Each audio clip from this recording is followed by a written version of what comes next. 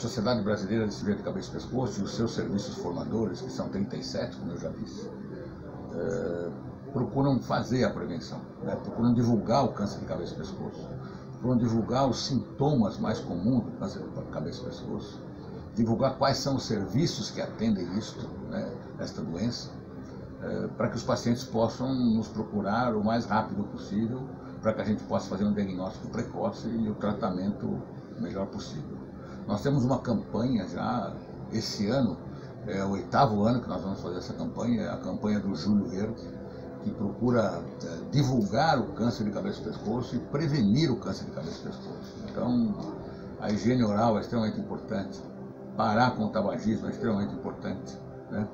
Usar o álcool, não usar ou usar com muita moderação, e nunca associá-lo ao uso do cigarro, né? Então, o aparecimento de qualquer nódulo no pescoço, né, que deve ser um sinal de alerta, e o cirurgião de cabeça e pescoço deve ser procurado para que possa, então, fazer o que tem que ser feito para fazer o diagnóstico. Geralmente uma punção com agulha já faz o diagnóstico, são procedimentos simples, né? Uma ferida na boca, faz uma anestesia local no próprio consultório, tira um pedacinho e a gente consegue fazer o diagnóstico rapidamente e com isso tratar os doentes mais precocemente. É importante o tratamento precoce, porque no tratamento precoce a minha chance de cura chega a 90%, que são os doentes no estágio inicial, né? E no estágio mais avançado, essa chance de cura cai a 30%, né? Além do que eu gasto muito mais para operar um câncer que eu tenho que tirar toda a língua, ou aquele que eu tenho que tirar só uma pequena parte da língua, porque o câncer tem 1 centímetro, não tem 5, 6 centímetros. Então isso faz toda a diferença para o paciente, né? Para a cura desse paciente e também para o sistema de saúde, né?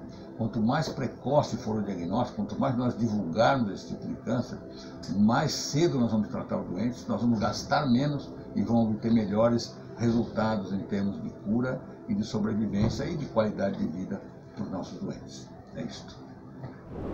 Por que o número de câncer de laringe vem aumentando? A resposta não é simples. Dados estatísticos de todo mundo mostram que a incidência do câncer de laringe está aumentando, a prevalência se mantém igual com um leve aumento, mas o número de óbitos tem decaído um pouco. Provavelmente isso é resultado da melhoria dos tratamentos, da detecção, o diagnóstico precoce. Isso na maioria de países do mundo, são dados mundiais. Como isso acontece aqui no Brasil? Dados oficiais do INCA esperavam para 2020 uma incidência de 12 mil casos de câncer de laringe. A grande maioria, quase 80%, em homens. E o índice de óbito de cerca de 4 mil casos. O que nós percebemos é que a incidência tem aumentado nos pacientes jovens, abaixo de 40 anos de idade. E isso é muito preocupante. Isso denota que os jovens, os nossos habitantes aqui do país, mudaram os hábitos, estão se expondo mais. A quê? Ao cigarro e o álcool. Isso é fruto de um tipo de cultura diferente do que havia no passado. As nossas crianças, os nossos jovens estão começando a fumar mais cedo e cada vez bebendo, começando a vida de bebida mais cedo. E esses dois fatores levam ao aumento do câncer de laringe. Para o câncer de laringe, temos diversos tipos de tratamento. Então, para lesões, a grosso modo, para lesões iniciais, podemos fazer cirurgias menos agressivas, cirurgias endoscópicas, assim como podemos fazer o tratamento com radioterapia. Já para as lesões maiores, que compreendem mais ou menos 50% do que a gente tem no nosso sistema público de saúde atualmente, o tratamento pode ser combinado com radioquimioterapia, tá? Ou às vezes a cirurgias de laringectomia parcial ou mesmo a laringectomia total, que é indicada para os casos avançados. Isso pode trazer uma série de sequelas para os nossos pacientes. A laringectomia total, principalmente, ela faz com que a pessoa tenha o estômago, aquele buraquinho que você respira, de maneira definitiva. Ela só respira por aqui. Então ela perde em algum momento a capacidade de falar, perde a capacidade de umidificar o ar que normalmente entraria pelo nariz e pela boca, a capacidade de sentir cheiro. de fazer algumas forças que a gente faz, né? E tem que tomar muito cuidado com esse próprio estômago, né? Isso é muito importante. O paciente laringectomizado total, ele tem algumas alternativas de comunicação, nem sempre são alternativas todas viáveis, né, de escolha do paciente. Às vezes é só possível uma das formas de comunicação, mas nós temos a comunicação por meio da voz esofágica, da laringe eletrônica, da prótese vocal, e nós não podemos esquecer de possibilidades de comunicação alternativa também, e lembrar que esse paciente é vulnerável na comunicação. Então, a laringe eletrônica é um dispositivo externo para que ele emite um som e que nós temos que trabalhar a parte articulatória. A prótese traqueosofágica, ela fica internamente no paciente, colocada ou numa cirurgia ou depois de uma cirurgia de ressecção total da laringe. E a voz esofágica, ela não exige um dispositivo, mas exige bastante treinamento. Normalmente é o método com mais tempo de investimento para uma reabilitação. O paciente laringectomizado total, ele sofre modificações fisiológicas tanto na fonação, quanto na respiração, no olfato, né? Então,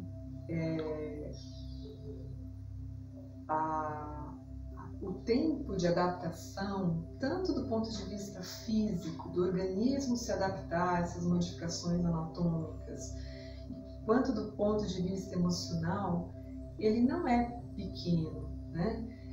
Existem até questões de identidade. Às vezes o paciente está reabilitado do ponto de vista vocal, ele tem a melhor voz que ele poderia ter do ponto de vista da análise de um fonoaudiólogo, mas ele não sente que aquela voz é dele, ele não se identifica com aquela voz. Então é um período que não são modificações pequenas, vamos dizer assim, não são adaptações pequenas de serem conseguidas, né? Esse tempo para total adaptação e recuperação da qualidade de vida, obviamente ele é individualizado, mas ele gira em torno de 1 ano, e tem estudos que mostram isso também. E a gente tem vários pacientes, a gente tem até trabalhos que mostram que a qualidade de vida ela pode ser até melhor pela referência dos pacientes do que antes da laringectomia. Bom, o trabalho do psicólogo em relação ao paciente oncológico, né, ele tem o objetivo de ajudar esse indivíduo e a família também a organizarem esse caos que acaba ocorrendo por conta do diagnóstico. Então a gente aborda todos os sentimentos que realmente vêm à tona. Alguns pacientes podem desenvolver um processo de introspecção, e aí nessa situação a gente respeita, mas ao mesmo tempo valida a importância de ser trabalhado aí esse conteúdo importante, porque é esperado que tanto a família quanto o paciente fiquem assustados, enfim. Então o objetivo da psico-oncologia é ajudar a organizar os sentimentos e enfrentar melhor todo o processo dessa mudança. Eu gostaria de alertá-los sobre a saúde mental dos pacientes laringectomizados também. Os pacientes laringectomizados são aqueles que, por algum motivo, tiveram que retirar a sua laringe, perderam sua capacidade de fala, normalmente devido a um câncer, né, mas por outras questões também. E essa perda da capacidade de fala muitas vezes compromete a saúde mental desses pacientes, porque faz com que eles se sintam minimizados, menosprezados. Muitas vezes eles não conseguem lidar com a perda e com o luto pela perda da voz, né? São pacientes que precisam resgatar a resiliência para poder enfrentar o novo modelo de vida. Muitas vezes a autoestima fica prejudicada, porque são pessoas que passam a ter uma dificuldade na comunicação com as pessoas. Muitas vezes eles podem sim passar pela reabilitação, o que vai contribuir aí com a saúde mental melhorada deles. Essa reabilitação fonoaudiológica, a reabilitação vocal, para que eles possam voltar a falar, é super importante para que eles possam resgatar a autoestima, autoestima, resgatar a vontade de viver e ter mais resiliência diante das dificuldades que se apresentam nesse momento. Nós, como profissionais da saúde, os familiares também e demais profissionais que lidam com os pacientes laringectomizados precisam sempre estar atentos aos sinais aí de alguma situação de saúde mental com relação à depressão, à síndrome de pânico, perceber que os pacientes eles estão muito amedrontados por algum motivo, perda de apetite, perda de sono, apatia. Então, ficar atento a esses sintomas aí, a esses sinais que podem sinalizar aí algum problema relacionado à saúde mental desse paciente, que muitas vezes perde a vontade de viver devido à sequela do tratamento pelo qual eles passam. Tá? Então é importante que a família, todos os profissionais estejam atentos a esses sinais aí. E como a gente pode fazer para que eles possam ter uma saúde mental melhor, é ajudá-los, né, na reinserção social, ajudá-los na reabilitação vocal, fazer com que eles participem de grupos terapêuticos, onde eles vão ter a oportunidade de contato com outros pacientes também laringectomizados, com profissionais que vão auxiliá-los a entender melhor o seu momento de vida, a fazer um resgate da autoestima, resgatar a confiança, ter mais segurança na vida, mesmo diante do problema que se apresenta, né? Eu costumo dizer que é sempre oferecer a essas pessoas a oportunidade de olhar a vida, olhar a sua dificuldade, a sua dor com mais amor. Fazendo isso, com certeza eles vão conseguir aí se reabilitar, não só fisicamente, mas também emocionalmente, para que possam levar uma vida o mais normal possível dentro da sua diferença. Tá? Esse é o recado que eu gostaria de passar para vocês nesse mês, que é um mês aí que a gente deve estar atentos à questão da saúde mental. Muito obrigada, um abraço.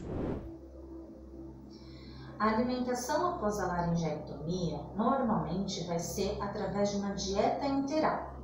Então, pacientes que fazem esse procedimento cirúrgico, comumente eles passam a sonda no intraoperatório, então ali na cirurgia mesmo, e a alimentação nos primeiros dias, nas primeiras semanas após essa cirurgia, então é feita por essa dieta enteral, que é através da sonda que entra pelo nariz e acaba no estômago. Então, são fórmulas nutricionalmente completas, líquidas, que são colocadas nessa sonda, onde o paciente vai conseguir, então, consumir todos os nutrientes, porque essas fórmulas são completas, e a gente inicia devagarzinho o volume até atingir a necessidade calórica e proteica do paciente. Em paralelo, a fonoaudiologia ela vai avaliando quais as consistências que o paciente consegue comer. Então, se ele consegue comer uma consistência mais cremosa rala, uma consistência mais cremosa como um pudim, por exemplo. E conforme a fonoaudiologia vai adaptando a consistência, ela passa então a informação para o nutricionista que dentro daquela consistência vai adaptar a alimentação normal mesmo, só que na consistência que o fonoaudiólogo informou. Então a gente faz a transição da dieta enteral para a via oral de forma gradativa.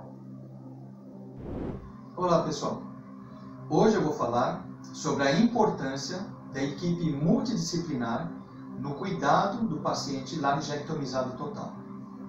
A equipe multidisciplinar é composta de vários profissionais: o médico assistente, o cirurgião assistente, a enfermeira, a psicóloga, a fonoaudióloga, a fisioterapeuta, eventualmente outros profissionais que apareçam para cuidar do paciente.